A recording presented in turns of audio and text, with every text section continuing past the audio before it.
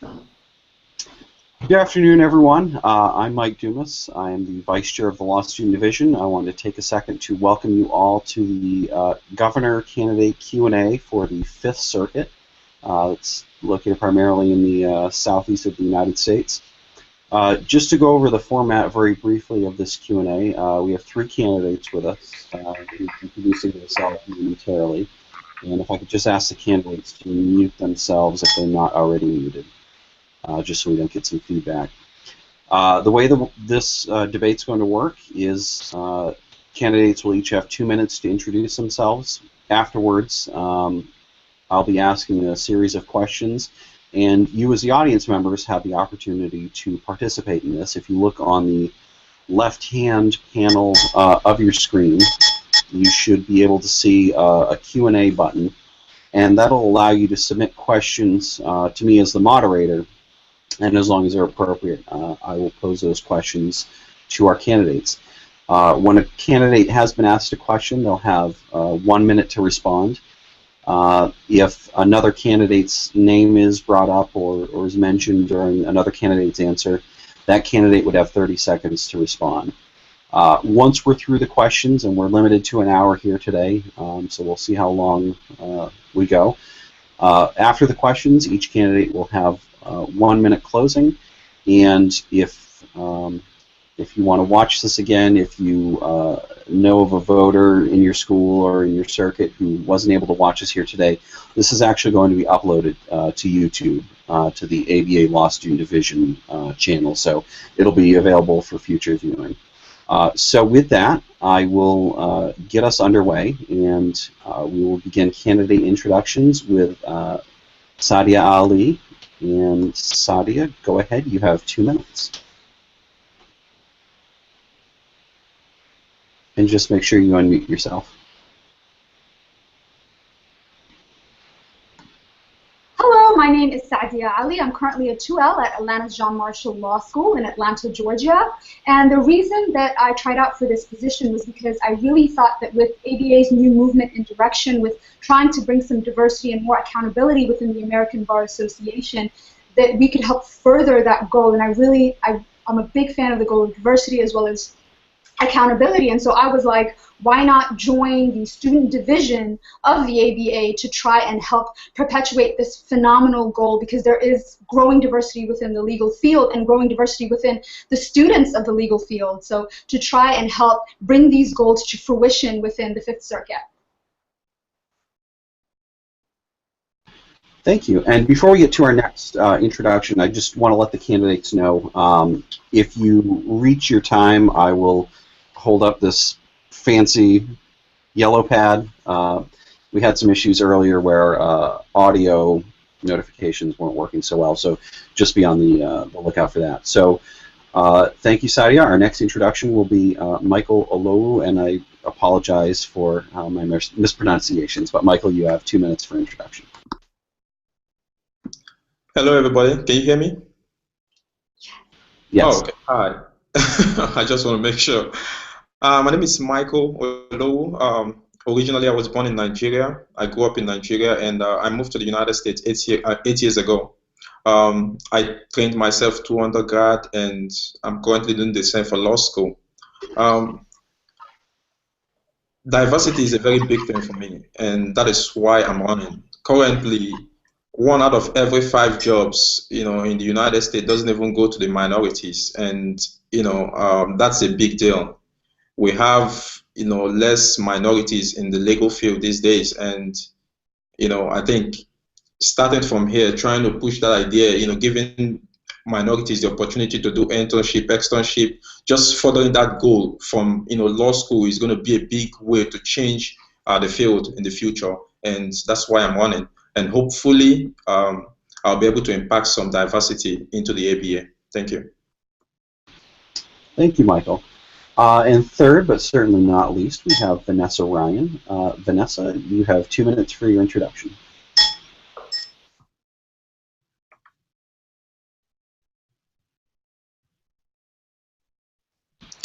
Vanessa, I'm going to stop you. I think you might...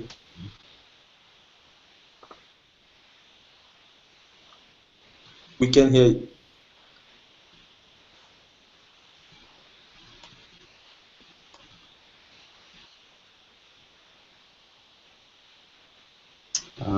can't hear you, Vanessa. The mute button. Oh, yeah, I think so.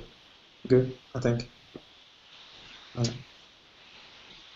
No, it's still not working. So I think, Vanessa, if you want to maybe hop off and then hop back on with you. Hang on, try now, Vanessa. Can you try? Yep. Oh. Okay, wonderful. Yeah. Okay. Do I start over, or am I in my 2 minutes? You haven't hit your 2 minutes, so we'll go ahead and start that over. Go ahead. Thank you very much. Again, Vanessa Ryan. I am a second-year student at Barry University School of Law. I am a non-traditional student, meaning that I actually went into the workforce upon graduating from my undergrad with a degree in organizational communication. Just recently, I actually just retired from my current position, and my focus now is actually to work on my legal studies and get more familiar with the legal process to better prepare myself to be an attorney. The reason why I am running is because of the underrepresented voice of the non-traditional student. Presently, there are about 18,000 students that are part-time students within ABA accredited schools. Meanwhile, their voice only represents 14% of the 129,000 students that are in law school right now. So my goal as a circuit governor would be to bridge that gap between the traditional and non-traditional student to make them more aware of the opportunities through the ABA and the programs available. Excellent, thank you. So I don't see any audience questions yet, so I'll go ahead and start off with some of my own. So the first question is, what has been your experience within the ABA? And I will start off with Sadia. Sadia, you have 1 minute.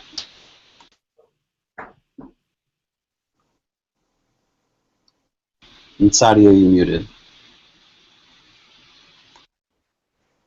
I should know how to work this. Goodness, I've had this computer prep. My relationship with the ABA has, thankfully, I can say that it's always been a good one. I know my Fifth Circuit governor. I knew when he was applying. And so to be able to get all of this information, currently, actually, the internship that I have, I got through the ABA. And so it's always surprising to me that when I speak to other students, they're just kind of like, well, I don't really know that they were offering this and that.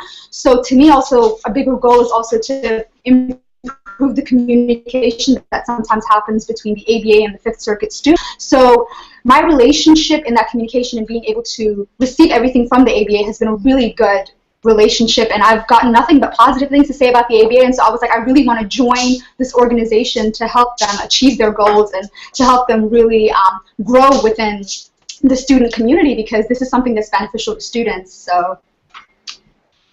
Great, thank you, Sadia. Next up for this question, Michael, you have 1 minute. Yeah, my experience with the ABA. Can you guys hear me? Okay. My experience with the ABA has been a good one. My 1 year, my first internship actually, I worked with a judge, and I got that through the ABA, and that was a great experience for me. But the thing was, when I got there, I was more like the only, maybe the only minority student, 1 or 2. We just had very few minority students, and to me, that experience was a great experience, but I thought it was supposed to be an experience maybe available for more people. And when I speak to people, most people don't even know about such opportunities. They don't rely on the ABA for things like that. So one of the things I will try to do when I get elected will be to inform students, try to make it known to students that there is so much opportunity that they can take advantage of here with the ABA, and hopefully. They'll get to do that. And thank you, Michael. And Vanessa, same question to you. You have 1 minute. Well, my experience with the ABA, it started off kind of just overall. I remember my first week attending my first week of law school. There are all these tables out there, and we had our candidate that represented the student ABA who was so adamant about joining the student level of ABA, and he said, if you don't join any other organization, join this. The amount of information that's available to you and the amount of resources for new knowledge and just new ideas is numerous. And so I signed up, but I didn't take advantage of the opportunity because I got lost in the whole balance of work life versus working, or going to school part-time. And I didn't really take advantage of the information that ABA had in the beginning. It wasn't until I considered leaving my position in the workforce that I began to look into what the ABA had to offer for the law student, that I began to reach out and I started to get involved in the different activities on campus. And again, that just kind of reiterates why I want to be a circuit governor, because I see what the ABA has to offer for all students, not just the full-time or traditional, and I just want to bring that light to our part-time program. Thank you. Next question.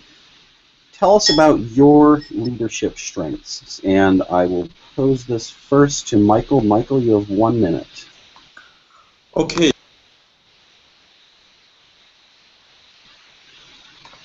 Association here at Coastal.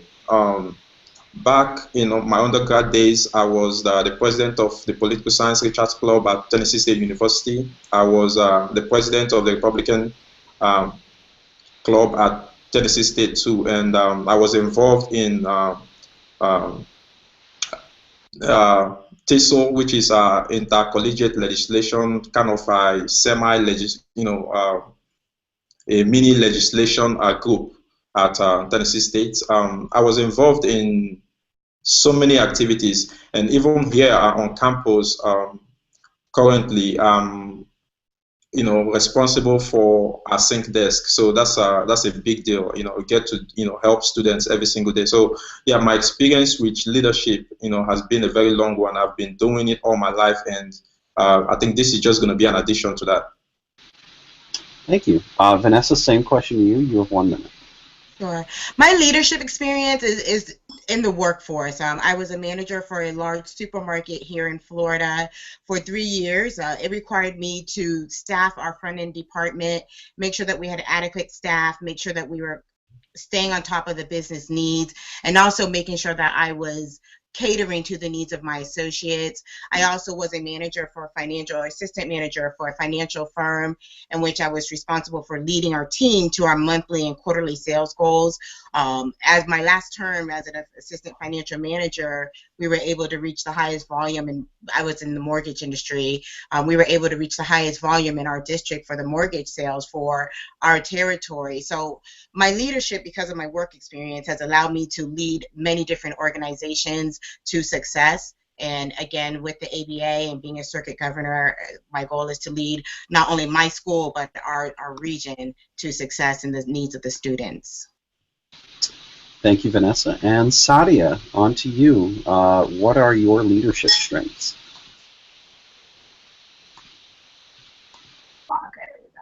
In undergrad, I worked in the capacity of being between students and the school, and I always thought that's all you need for leadership.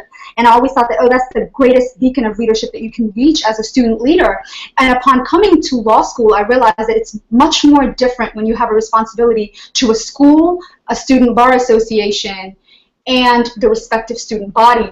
Because I held positions as liaisons for the Gate City Bar and GABWA, I had to get information from these respective bar associations and get them to the students, as well as improving membership in these bar associations for students. And I realized that this, having all these parties involved and all these moving parts, really requires you to have great communication skills, requires your level of responsibility and accountability to move up quite a notch, and it also requires you to develop time management skills that are extremely on par to anything that you did in past years and things of that nature. So I genuinely feel like all of that has prepared me to be able to do this in a larger scale with the ABA, and I want to bring those ideas and all those plans that I put into fruition into the small microcosm of my school and expand it to this larger field of a national bar association, which is the American Bar Association, and to hopefully use my communication to utilize those plans.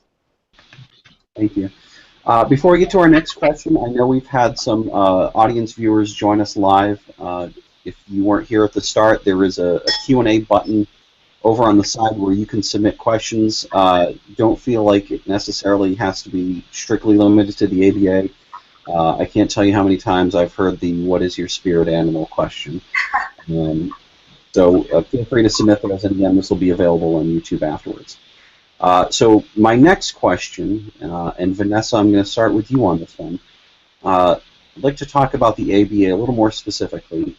And how do you feel that the Law Student Division can have a stronger presence in law schools? Well, you know, I feel that the ABA is there. You see them in different events. Now that I'm not working, I see different events going on within, you know, the campus, our open forum campus. I see them there, but I feel that they can have a stronger presence during the evening time. I think the ABA does a lot of wonderful things, and I think they have so many tools and so many resources that are available. But if the students don't know they're there, then it's almost as if it's not being used to its full potential. For me, and what I see in our school, I see that it can have a stronger presence after 5 p.m. There still is a voice that is willing to work with great organizations such as the ABA, and if they had those tools available to the evening students, I think that it would just only enhance the greatness of an already great organization. Thank you. Sadia, I will turn next to you for this question. How can the Law Student Division have a stronger presence in law schools?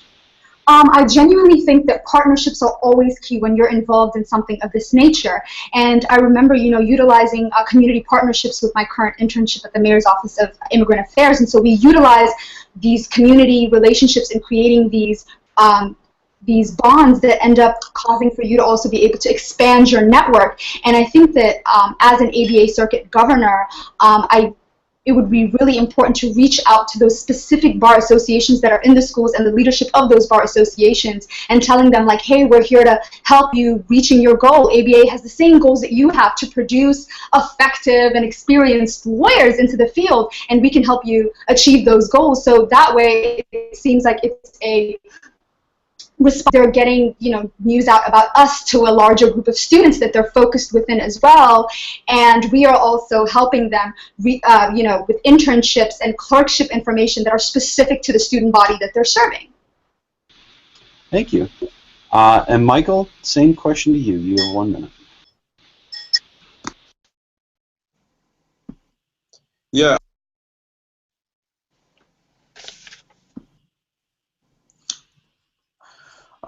One of the ways I will try to make the people more aware of the ABA is to work with student leadership. I think, to me, that's the best way to do it. Currently in my school, most times, you know, you see this organization, the school organizations, they are flourishing, but the ABA doesn't, and that's because most people don't really know about the ABA. So one of my first tasks, if I'm elected, would be to get involved, to get to know the SBA leaders of every single school in my circle, and try to talk to them. At least, you know, give them the information, let them know, you know, the kind of advantage they will have with the ABA.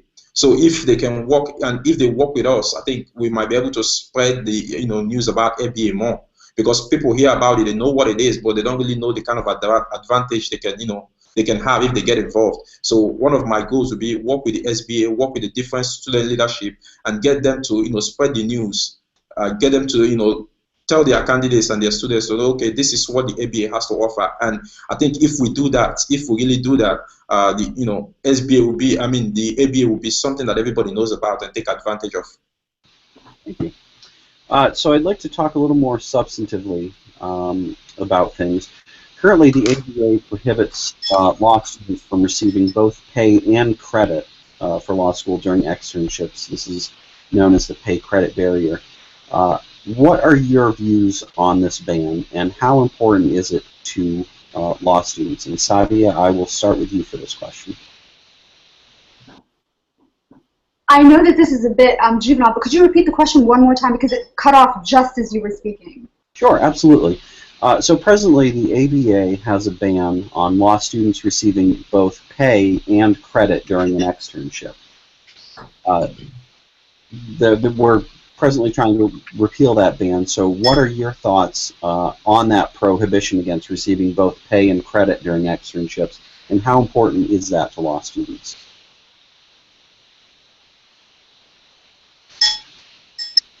And I see Sadia's screen is frozen. So why don't we start with Michael on this, and then when Sadia rejoins us, we'll loop back to her. So Michael, go ahead. You have 1 minute. I think in a way for me, I think it's a very unfair policy. As a student, I know one of the big things for me in law school is how do you balance, paying for your fees, getting the stipends, because, sometimes here, especially, okay, here I work, but I'm limited to working 20 hours a week because I'm a full-time student. But sometimes you need finance, you need to pay for things, you need to pay for gas, and I think even if I'm getting credit for it, I think that ban is just unfair because it limits my ability to do certain things that I want to do while I'm in law school.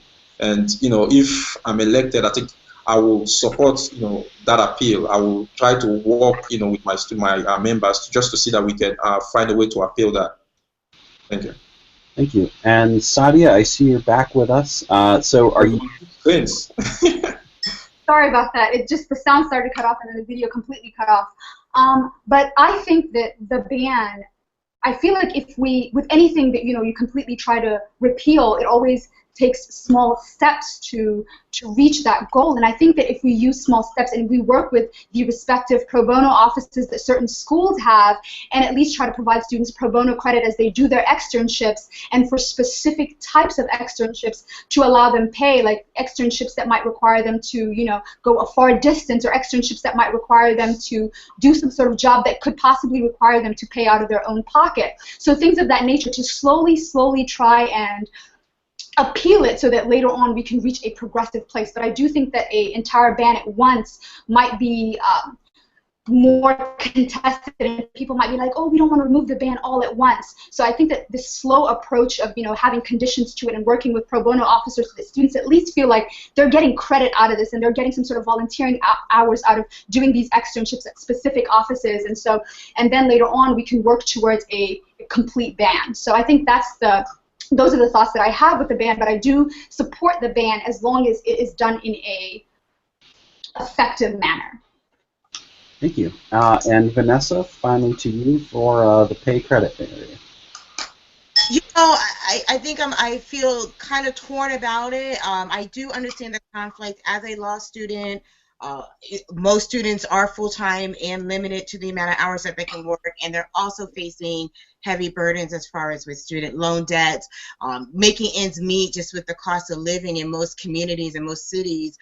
Even with stipends and some type of aid, it still may not be enough to make ends meet. So there's when you're taking on an externship and you're getting credit and you're doing maybe 30 to 40 hours of work, and then you're not seeing any type of financial reward for it, it can be a challenge. But I also recognize where the law school can see where that funds, if you're offered a strong enough incentive to earn money while doing that externship, where it may motivate you to keep doing activities like that, or externships, or some type of programs where maybe you won't focus as much on your career as a student because you're so focused on earning income under the externship and picking up extra hours. So I do also support the ban because I think it keeps the student focused on what's important, and it's the learning experience and not so much the income. And I think the goal with that is if you keep doing what you're doing in that type of externship and performing well, the income will come later and make up for the lapse that there is right now. Thank you. So in a similar vein, but a slightly different program, the Public Service Loan Forgiveness Program, for those unfamiliar, is a program which allows student debt to be forgiven for law students and students in many other careers after 10 years of working in a qualified public service sector job. It's currently in the position where it may be repealed, so I would like to know your thoughts on the program. Is it worthy, and is it something that is helping to promote public service, or is it simply an albatross that we simply can't afford to pay for? So, Michael, I will start with you. I think the program is helpful.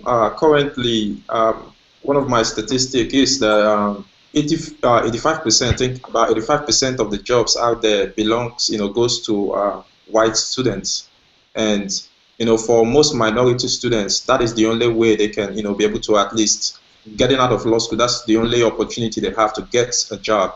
And compared with the amount of debt most people have, I think that program is a very helpful program, especially for minorities, because if you can get a job at this big firms where they employ majority whites, you're left with that option. And when you give back to the community, I think that loan forgiveness in a way encourages you to give back. Even if you don't really want to do it, it encourages you to give back. And I think repealing or stopping that kind of program is unfair to the minorities. And if I'm elected, I think I will work towards trying to see how we can stop such a ban or such repealing of such laws. So I think it's a very good program, especially for minorities. Thank you. Vanessa, on to you. Public service loan forgiveness. Good program or unsustainable? I think it's a great program on paper. I think that it has the right goals in place, but I think that it may be something that may not be unsustainable as it continues on. We're all law students. We've all incurred, and we all know what we're incurring as law students in the debt that we incur. Multiply that by the 130,000 students that are out there that are also incurring the debt with us.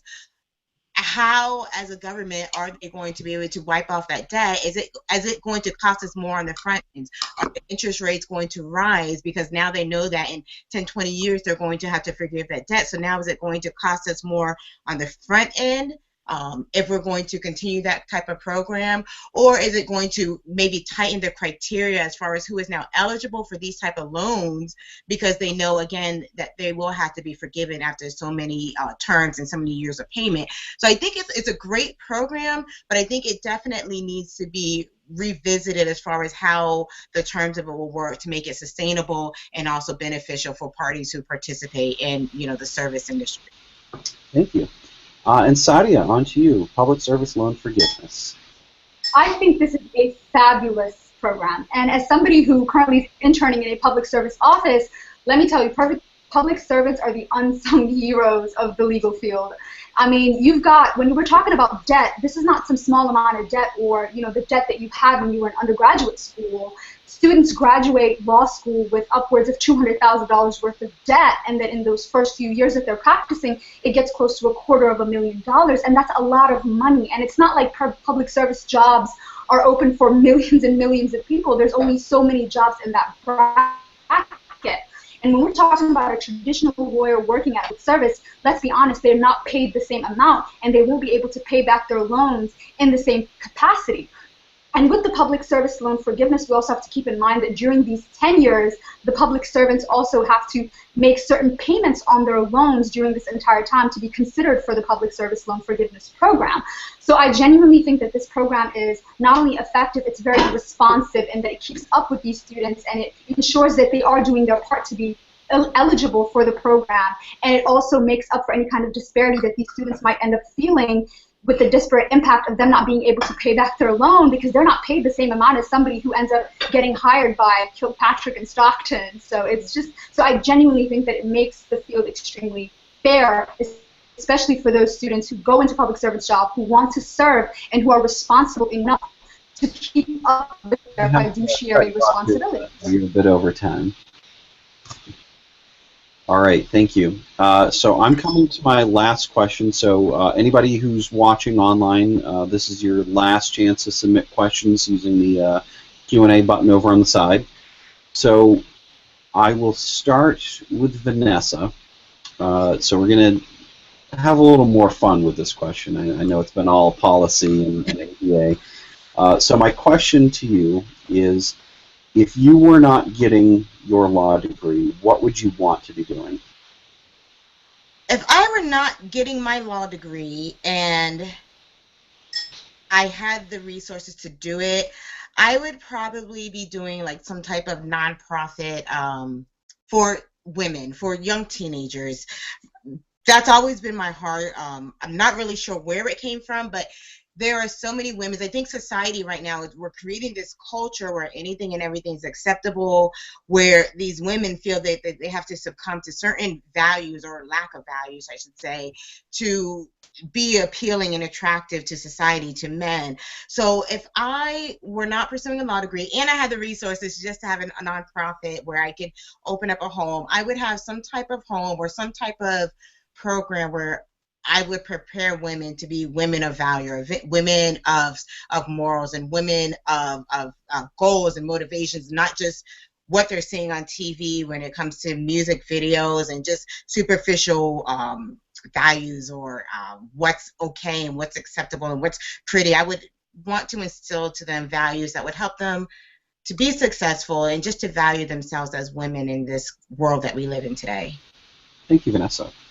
So Sadia, same question to you. If you weren't getting your JD, what would you want to be doing? And I hope that this is not a cheat answer, because I would technically be in a similar capacity. If I was not pursuing my JD degree, I'd like to pursue something in municipal management, or something that keeps me close in some sort of governmental proximity, because I think that with several populations all across the nation, I think that there's a severe underrepresentation of being provided what the government actually does and how it actually works and what kind of benefits you can apply for and how you can apply for these benefits, and that there's services and programs that are available for all citizens and that they can accomplish these programs applying for citizenship. So I'd really like to pursue some sort of degree that would end up placing me in a position where I can have an advocacy as well as like some sort of, I don't want to say knowledge, but at least to try and provide communities, several on all sorts of scales, to provide them with some sort of knowledge of how the government works, and that, you know, there's no reason to fear the government, and then there's no reason to feel like, you know, you don't have a say. We live in a democracy. You vote for many officials that have responsibilities to you. So if I didn't pursue the law degree, I'd pursue something in that field to try and, you know, provide that legal and municipal knowledge, as well as that legal and, you know, state-funded knowledge to regular citizens who always feel like, you know, oh my God, I can't know that, or I don't know that, and there's no way I can find out. And it's like, no, it's all there, and it's all there for you, and it's all accessible. Sadia, but thank you for your answer. So Michael, you have 1 minute for this question. Okay, if I didn't pursue a law degree, I think I'll go into business. I think I've always loved the idea of working for myself, and if I wasn't doing this, I think that would be what I would be doing. I know where I come from, you know, I want to bring change, but to bring change, you know, it's not just the words, you know, you have to have the resources to back it up, and I would love to go into business for myself. You know, to me, it doesn't really matter, be it in technology or be whatever it is. The idea of, you know, working for myself and being able to use my resources to impact the world has always been a big thing for me. And if I wasn't doing this, that would be my my, you know, best option. Great, thank you very much. So I've reached the end of the questions. We're going to go ahead and get into closing statements. Remember, for closing statements, as opposed to openings, you have just 1 minute. And we will go in reverse order from openings. So Vanessa, we will start with you. You have 1 minute for your closing statement. Okay. First, I just want to thank you for the time that you've allotted us today. As if I'm nominated as a circuit governor, my role is to serve my classmates and to serve my region, my district. That, as our ABA mission statement says, is to also promote growth and promote professional development for our body and for our members. And if I am elected as the circuit governor for District 5, I will work to promote growth, promote diversity, and just bridge that gap together between the non-traditional students and the traditional students to bring more success as a whole to the ABA organization. Thank you. Thank you very much, Vanessa. So Michael, here is your opportunity for a closing statement. You have 1 minute. Okay, thank you, Michael. Thank you for moderating this. And thank you also, you know, thank you all for coming. One thing I just want to say is, if I'm elected, I think, like I said from the beginning, diversity is going to be my key goal here. My plan will be to promote diversity whichever way I can. The statistics on, you know, minorities in the workforce is kind of, it's painful to read. It's like, it's painful to watch and read.